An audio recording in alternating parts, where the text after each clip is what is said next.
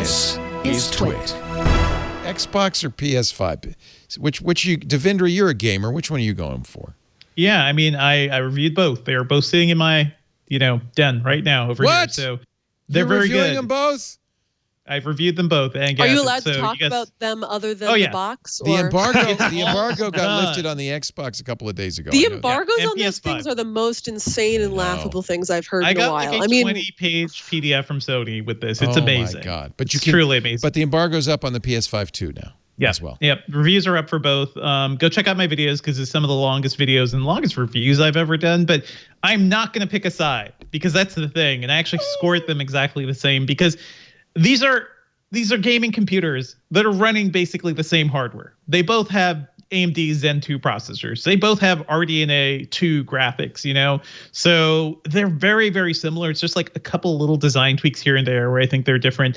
I really lean to the Xbox Series X just because I'm more of an Xbox gamer. I like Game Pass, which is their subscription. You pay $15 a month for that and Xbox Live, and you get a ton of games and all the first-party games. It seems like a no-brainer purchase for any Xbox gamer, and it's great. Like, it's fast. It does 4K well. It has all the ray tracing hardware we need. There aren't many games right now that fully take advantage of this hardware, and I think that's the big downside for Xbox. Whereas PS5 has it's Sony. Sony's always good with the big first-party games that people want to play. So they've got Miles Morales, Spider-Man. They have Demon's Souls coming up. So those are things you'd want to buy a new system for. They're both giant boxes. These are PCs under your TV, basically. This is a hysterical humble brag shot. Oh, man. Because not only did the PS5 in the middle, but you got this. I could see the Series X in this corner and the Series S in this corner. That's not my living room, but it's a good shot. That's a hell of a humble brag. Oh yeah, I got them. I got them all. Yeah. That's our executive editor, Aaron Saporis, and he is, he helped me with the photos because he's just much better at that. But these things are huge. You need so much room for them. So I think that's something people just have to get over. I prefer the Xbox's design because it's just a box, but the PlayStation 5. It is ridiculous. It's a PC. That is huge. In fact, that's like massive. That's exactly what the tower case of the Razer gaming PC I got for our son looks just like that. Yeah, it's the same but size. The Razer gaming PC is not covered by cheap plastic. So I feel like that's the thing. They're both they have very cheap plastic side panels. You could pull it off, stick in a new NVMe SSD down the line to give it faster storage. The best thing about these consoles, they're both running NVMe SSDs. No more old, ugly, slow laptop hard drives. No more of those. So they're fast. They load games super quickly. They're both doing interesting things when it comes to speeding up load time. So Microsoft has Quick Resume, which lets you jump between games pretty easily. Sony's load speeds in general just seem super fast. So Spider-Man loads from title to gameplay 15 seconds or so, and there's no loading in the game itself. You'll be in Manhattan, you'll go into a building, you'll zip right out back into Manhattan, nothing. So it's almost magic. Yeah, it's great. Oh man. It's interesting how it comes down to, like everything else in gaming, it's very narrow slices. So if you're playing, if you want Spider-Man, you got to get a PS5. I mean, the exclusives are going to drive a lot of sales. I'm driven, as you were, in fact, I was going to do the $35 Series X deal because it's a good deal. You pay less for the hardware. You actually get a break on the hardware, and then you're subscribing to their. But for me, different gamers are different. But I am not going to buy a title. Paul Thurrott buys Call of Duty. He'll buy Call of Duty Cold War and just play that nonstop for 4 years or something. Yeah, that's it. For me, I'm not that serious about a game. I want to try a bunch of different games. You want Game Pass, Leo. So the Game Pass makes sense, right? Yep, for sure. One flat rate. I have to say, does it worry you at all to not own any of your games though? Because I mean, that's my. I don't own anything. You don't own your movies. I guess you don't own your TV shows. You don't own your music. I feel like I'm usually happy after I play a game for a while to sort of sit back and not have to worry about it anymore. I mean, I've had an Xbox One for years and I played a bunch of games on it, and it's nice to be able to finally be like, yeah, I'm done with that. And I never know what to do with them afterwards. Do I you can't reselling most of them these days. It's not worth that much. So I don't There's mind a the lot of idea of guilt having the options. when I look in my Yeah. cupboard and there's the Assassin's Creed, 15 different Assassin's Creed, and it's like the Also, Halo, those games take forever. the Master Chief collection. I got 18 DVDs. Yeah, with Game Pass, by the way, you could still buy if you really love a game because it's a cycle. It's a cycle of titles.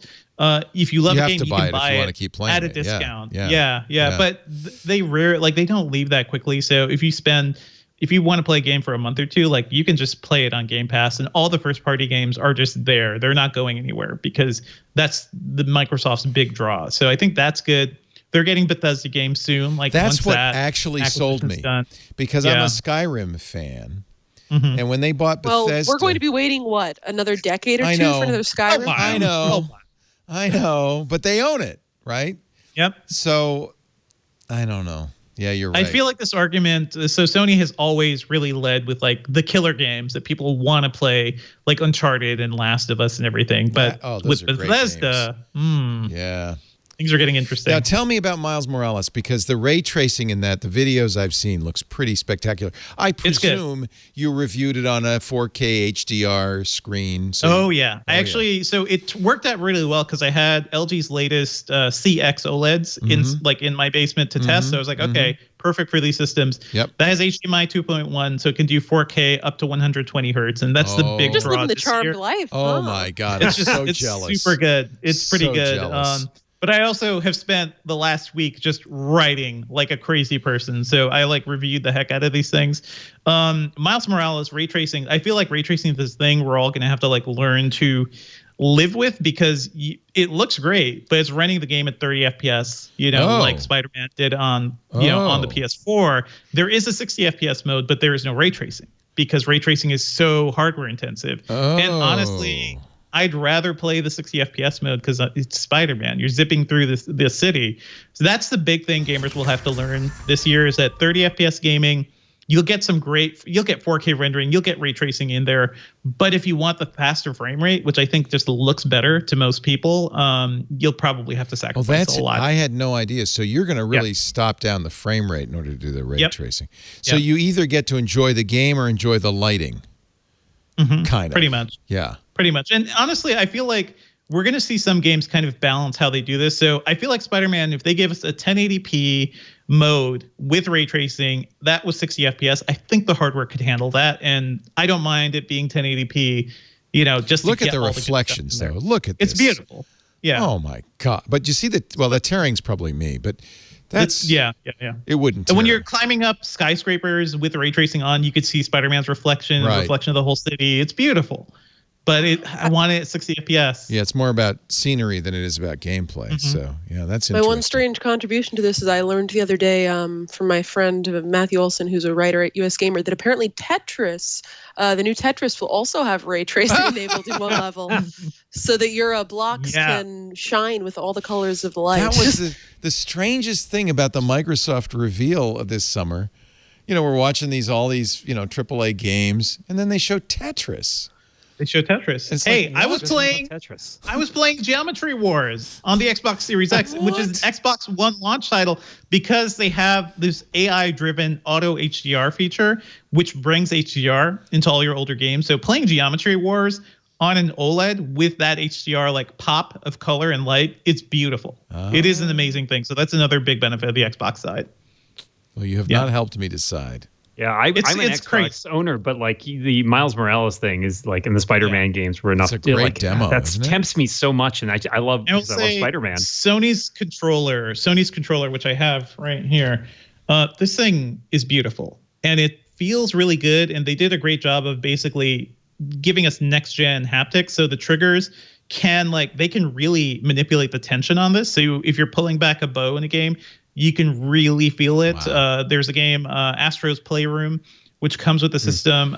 You can really feel the haptics, where if you're walking on sand versus walking on metal or wood or something, you could feel it in the controller. So I think Sony's done a smart job here, and it's their first controller that doesn't look like the original PlayStation controller too. So yeah, shout out to them for that, finally.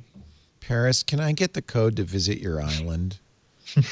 I haven't played Animal Crossing in forever. I'll clean up the cockroaches. It's absolutely for you. covered in 3 months worth of weeds and cockroaches and whatever else. There's has no happened ray since the summer. tracing on the Nintendo Switch, I can assure you.